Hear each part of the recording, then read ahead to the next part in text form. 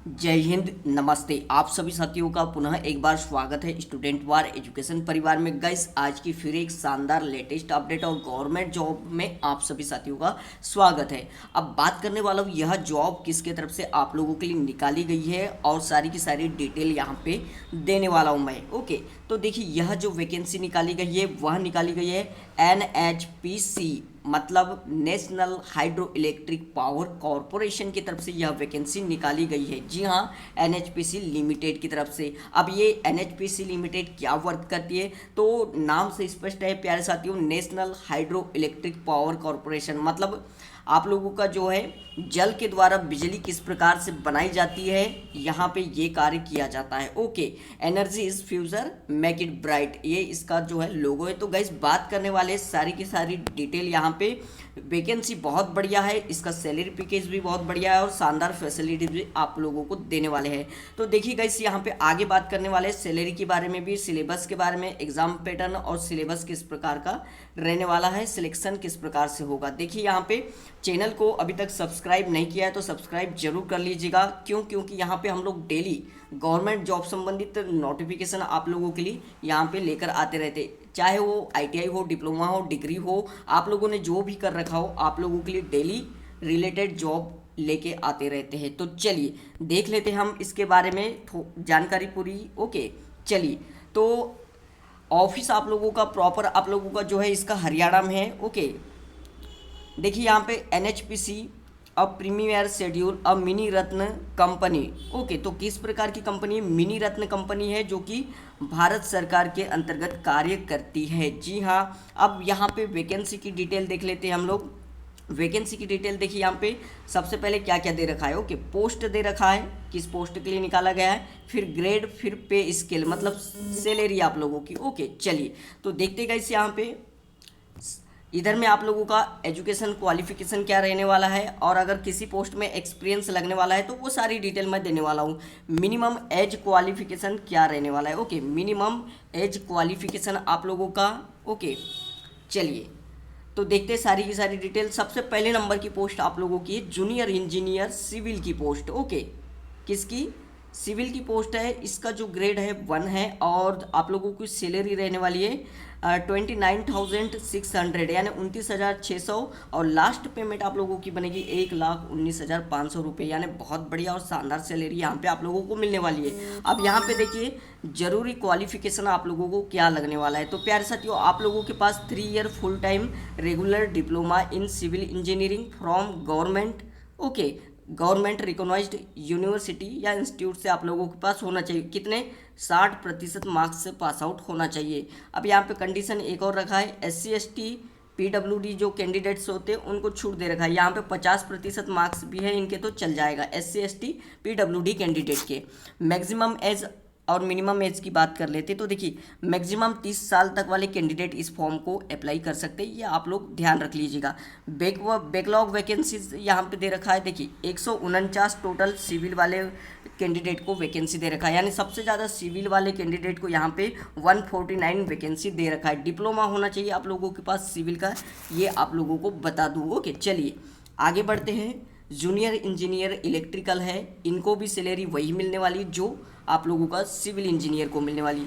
इनको भी 3 साल का डिप्लोमा होना चाहिए।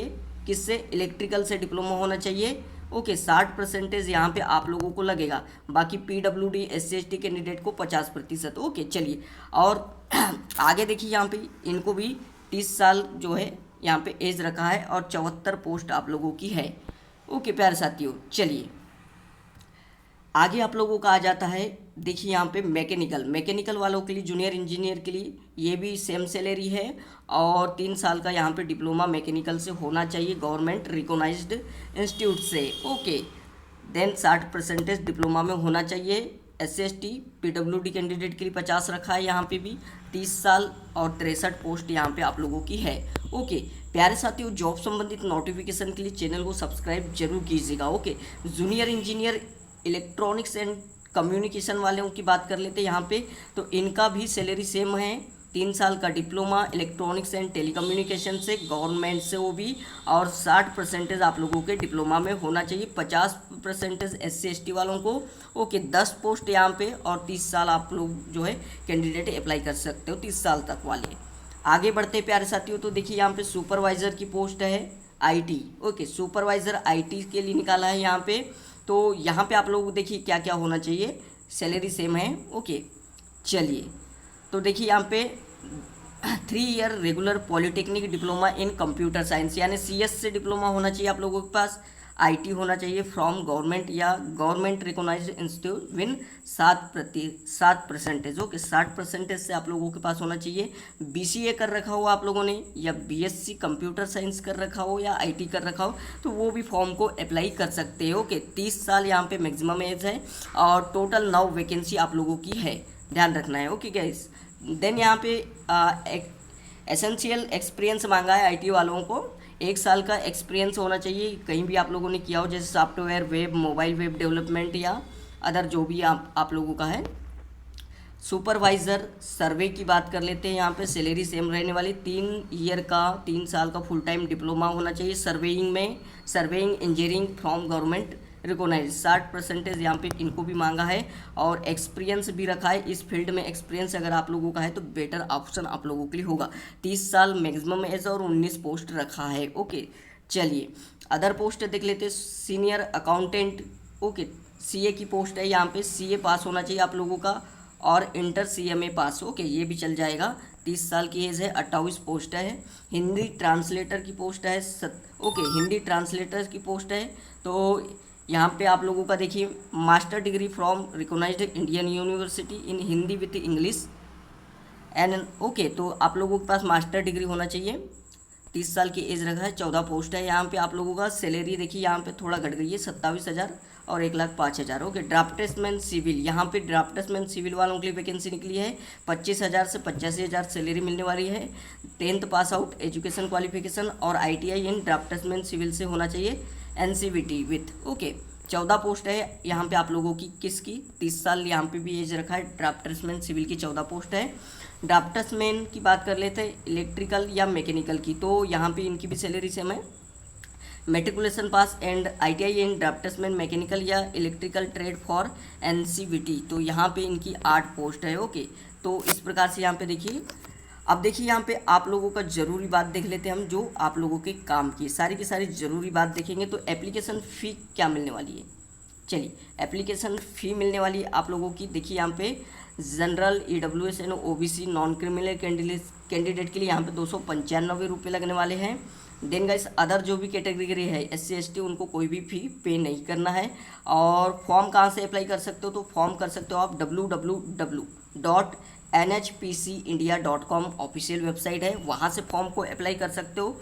ओके, चलिए सिलेक्शन प्रोसेस किस प्रकार से होगा, तो प्यारे साथियों सिलेक्शन प्रोसेस आपका क्या होगा, कंप्यूटर बेस्ड एग्जामिनेशन होगी। उसमें आप लोगों को जो है जनरल, OBC, EWS कैंडिडेट को 40% मार्क्स लाना पड़ेगा, और SC ST और PWD को 35% मार्क्स यहाँ पे लेके आना होगा। तो एग्ज़ाम आप लोगों की क्वालिफाई हो जाएगी। अब देखिए यहाँ पे और इम्पोर्टेंट बात देख लेते हैं हम लोग।